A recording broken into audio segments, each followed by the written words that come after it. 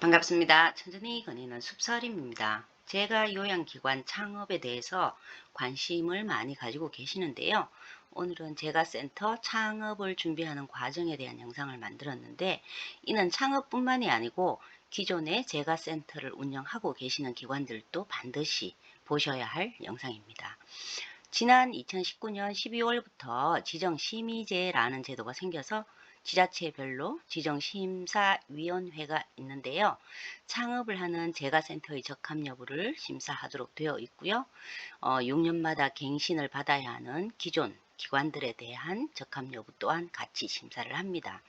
이 과정에서 80점 이상이 되어야만 통과가 되기 때문에 철저한 준비가 필요한데요. 지정심사를 통과하기가 결코 쉽지 않기 때문입니다.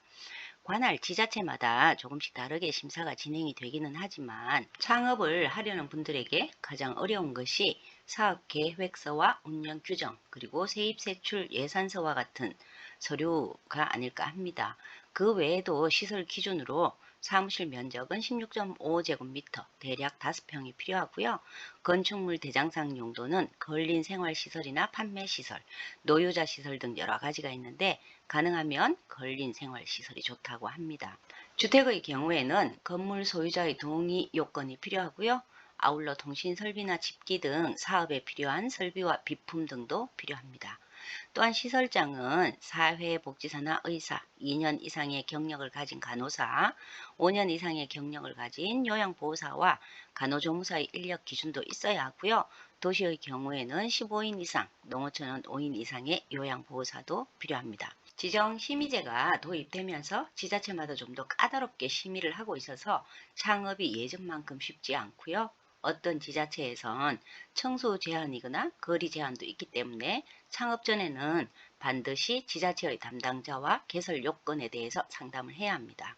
이 모든 것이 다 준비되었다고 해도 운영하려는 자의 장기 요양급여 제공 이력도 보고요. 행정처분 이력도 확인을 하기 때문에 불이익을 당하지 않도록 해야 합니다. 그 외에 범죄 경력이나 노인학대 경력도 보고요. 대표자의 경우는 건강검진서까지 제출하도록 되어 있습니다. 이는 6년 후에 다시 지정갱신을 받는 경우에도 해당하기 때문에 현재 기관을 운영하시는 분들도 함께 공부해 두셔야 합니다. 지정심의 절차를 보면 지정신청서가 접수가 되면 지정심사 항목에 따른 제출 서류의 적정 여부를 우선 검토하는데요. 이때 보는 것이 기재사항이 누락되지는 않았는지, 첨부 서류는 모두 구비되었는지를 보고요. 그런 다음 지정심의 서류 심사로 이어지는데요. 지정 신청자의 급여 제공 이력과 행정처분 내용, 운영 계획 안 등을 확인합니다. 장기요양기관에서 일을 한 경력이 있다면 점수가 좀 더 주어지지만 자격증 취득 후에 곧장 창업에 뛰어드는 경우에는 점수가 없습니다.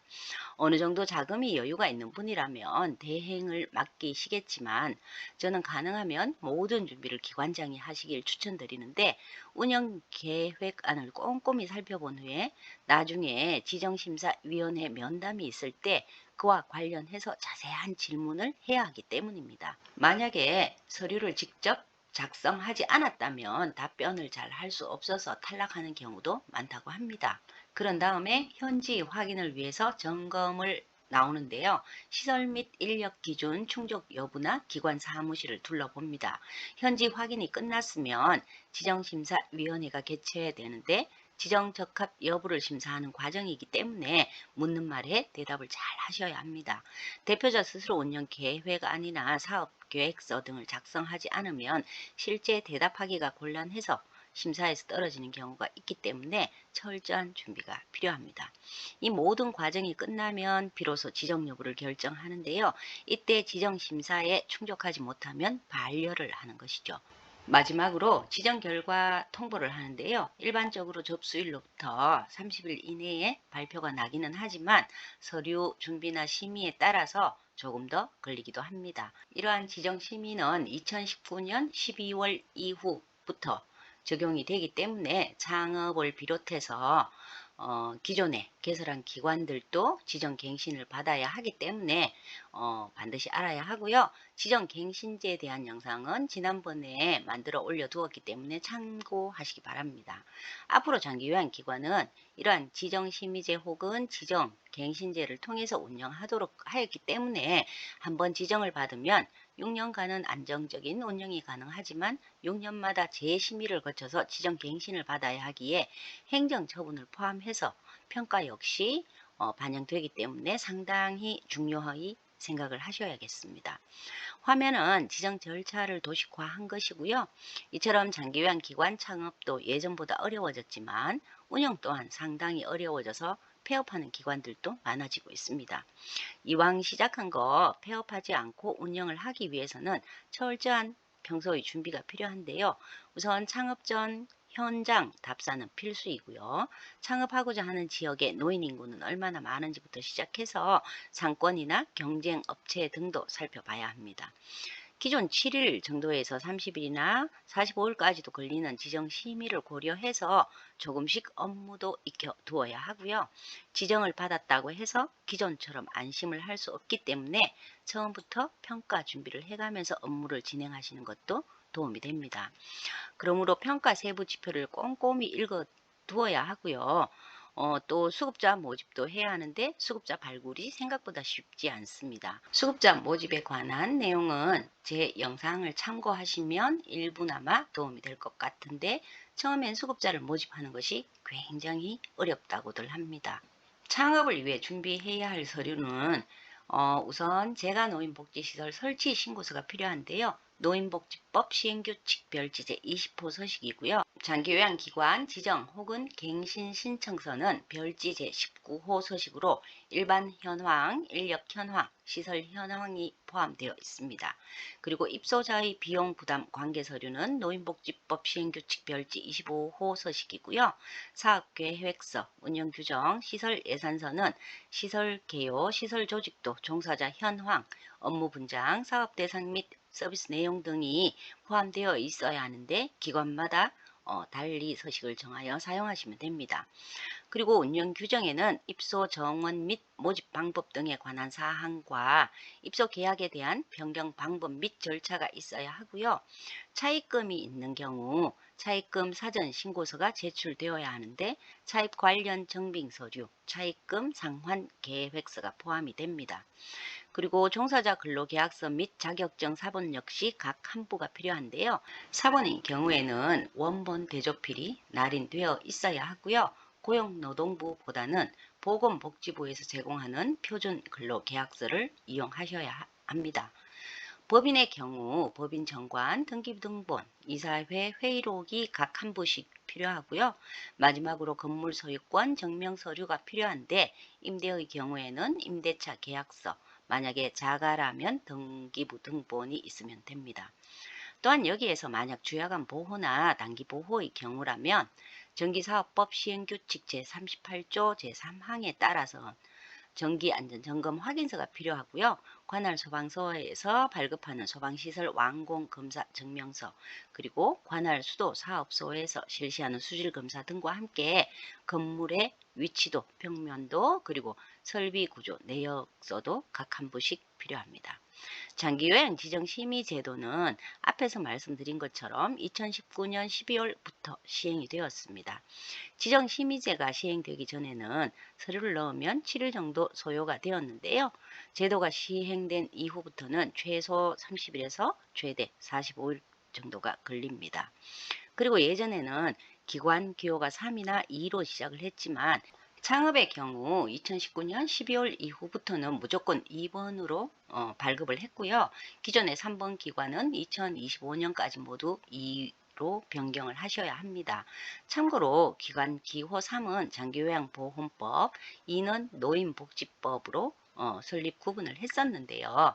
이제는 시설에 준하는 인력 보고나 재무 회계 등 노인복지법과 사회복지법에 적용을 받도록 해서 모두 2로 통일을 합니다. 그러므로 창업을 하시려는 분이나 운영하고 계시는 분들은 장기요양법과 함께 노인복지법 그리고 사회복지법까지 알고 계셔야 된다는 의미가 되겠습니다.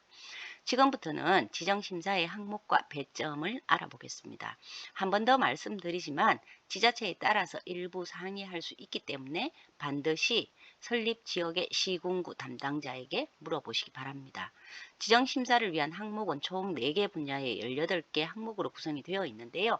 점수를 모두 합치면 100점이 되는데 출석위원회 심사 기준표 점수의 평균이 80점 이상이 되어야만 통과가 되기 때문에 상당히 까다롭다고 볼 수 있습니다. 우선 설치 운영자 및 장기요양요원의 서비스 제공 능력은 4가지 항목 중 가장 높은 비중을 차지하고 있는데요. 그 점수가 무려 50점에 해당합니다. 이중 노인학대나 행정제재 및 행정처분을 받으면 지정갱신이 거의 안 된다고 보시면 되고요. 자전 휴폐업 역시 그 사유가 행정처분이나 평가 회피로 추정이 되면 상당한 점수를 잃게 되기 때문에 역시 지정갱신이 어렵겠습니다. 그 외에 시설장 혹은 관리 책임자의 노인복지 실무 경력은 5년 이상 근무했을 경우에 3점이 주어지고요. 이전 평가 결과 역시 A일 경우에 7점이기 때문에 평가의 중요성이 강조되는 부분입니다. 이 점수는 다음 지정갱신을 받을 때 3년마다 평가를 받기 때문에 총 2회에 걸쳐 점수가 산정되는데요. 2번 모두 A를 받을 경우 7점이 된다는 의미입니다. 서비스 제공 계획의 충실성 및 적정성은 모두 9점으로 운영 규정과 사업 계획서만 잘 작성하면 9점 모두 받을 수 있는 영역으로 보이고요. 자원 관리의 체계성 및 적절성 역시 큰 이변이 없는 한 12점은 서류 싸움이기 때문에 챙길 수 있지만 재무 상태는 개인별로 차이가 있을 수도 있겠습니다. 인력 관리의 체계성 및 적정성 역시 만점을 기준으로 서류를 작성할 수 있는 부분으로 보여지고요. 마지막으로 그 밖의 심사 항목은 5점으로 시설 안전을 위해 안전설비라든가 CCTV 설치로 점수를 획득할 수 있는데 심사를 받기 위해 미리 점수를 계산해보고 만약에 미흡하다면 이 부분 투자하여 점수를 챙기시는 것이 좋을 듯합니다. 위에서 잠깐 설명을 드렸지만 다시 한번 신청 서류를 보면 화면과 같은데요. 이 중 의료복지시설은 노인복지법 시행규칙 별지 제16호, 재가노인복지시설은 별지 제20호 서식을 그리고 장기요양기관 지정신청서는 별지 제19호 서식을 이용하여 작성을 하시면 되고요. 운영규정에는 운영위원회, 이용료 및 그 밖의 이용자의 비용 부담 관계 사항이 첨부되어야 하고요. 사업계획서에는 사업 대상 및 서비스 내용이 포함되어 있어야 합니다.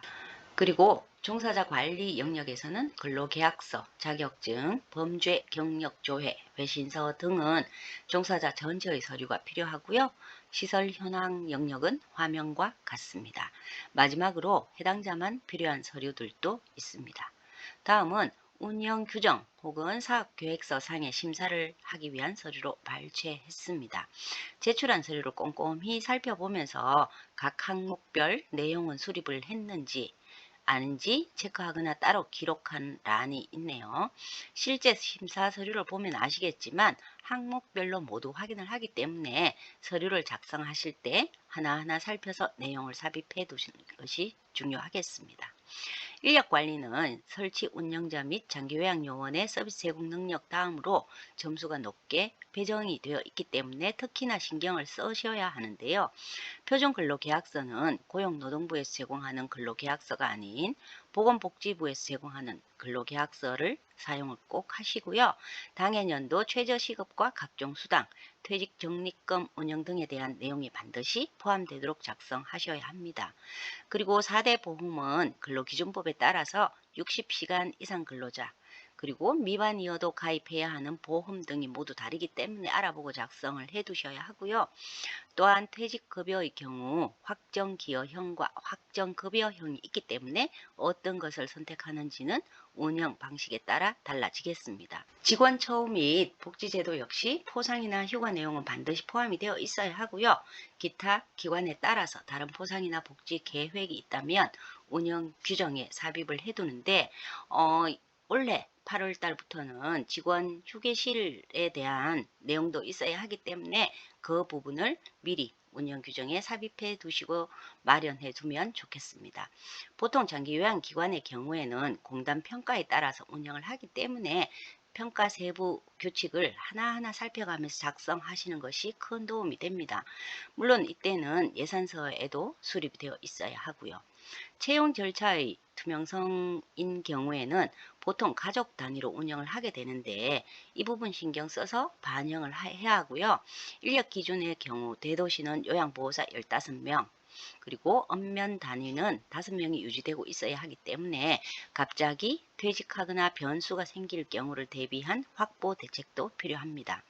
마지막으로 직원 건강 관리와 고충 처리 계획은 적절히 반영이 되어야 하는데요. 장기 요양기관에서의 직원 건강은 매년 실시해야 하는 건강검진, 그리고 독감 예방 접종과 함께 요즘 유행하고 있는 코로나19와 같은 전염병 예방, 그리고 요양보호사들의 근골격계 검사 및 조치 내용이 들어가면 좋습니다.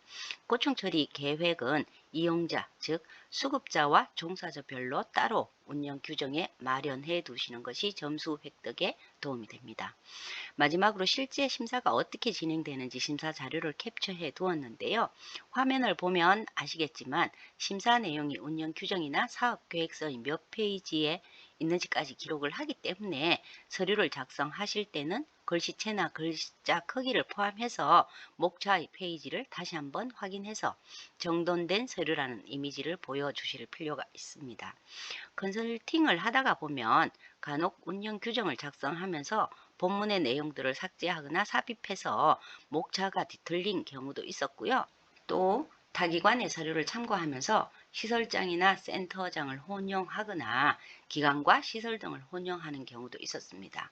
그리고 심한 경우에는 어떤 페이지에서는 주야간 보호센터라고 했다가 다른 페이지에선 방문요양센터라고 하는 기관들의 운영 규정도 본 적이 있습니다. 그렇기 때문에 모든 서류는 시설장 혹은 대표가 직접 작성을 하시고요. 글자 하나하나 살펴본다는 자세로 작성을 하셔야 하고요. 특히 공단의 평가 세부 세칙과 보건복지부의 고시 등을 살펴서 작성을 하시면 좋습니다. 오늘은 장기요양시설 창업에 관한 자료를 가지고 시작을 했지만 결국 2025년도까지는 모든 기관들이 재가노인복지시설로 전환을 해야 하고요. 그 과정에 지정갱신이 들어가 있기 때문에 오늘 영상을 참고해서 기관을 운영하시면서 2026년에는 모든 기관들이 지정갱신을 획득하셔서 또 6년간 운영을 잘 하셨으면 좋겠습니다. 6년의 인정기간 중 3년마다 평가가 있기 때문에 총 2번의 평가 결과를 반영하게 되니 평가 또한 준비를 철저히 해서 모든 기관이 A를 받으셨으면 좋겠고요. 특히나 창업을 하는 기관이라면 처음부터 A를 받기 위한 서류를 차근차근 준비해 나가면 좋겠습니다. 지정심사는 정량평가에 해당하는 고정평가 항목이 있고요. 정성평가인 위험평가가 있습니다. 그러므로 위원들의 성향에 따라서 일부 점수가 달라질 부분도 있기 때문에 반드시 해당 지자체 담당자와 상의를 하시고 어떠한 부분들이 중요한지 파악을 하면서 준비하시는 것이 도움이 되겠습니다. 100점 만점 중에 80점 이상 통과되어야 한다는 점도 꼭 기억해 두시기 바랍니다. 이상 창업 서류 및 지정갱신에 대한 영상이었습니다. 감사합니다. 천천히 거니는 숲서림이었습니다.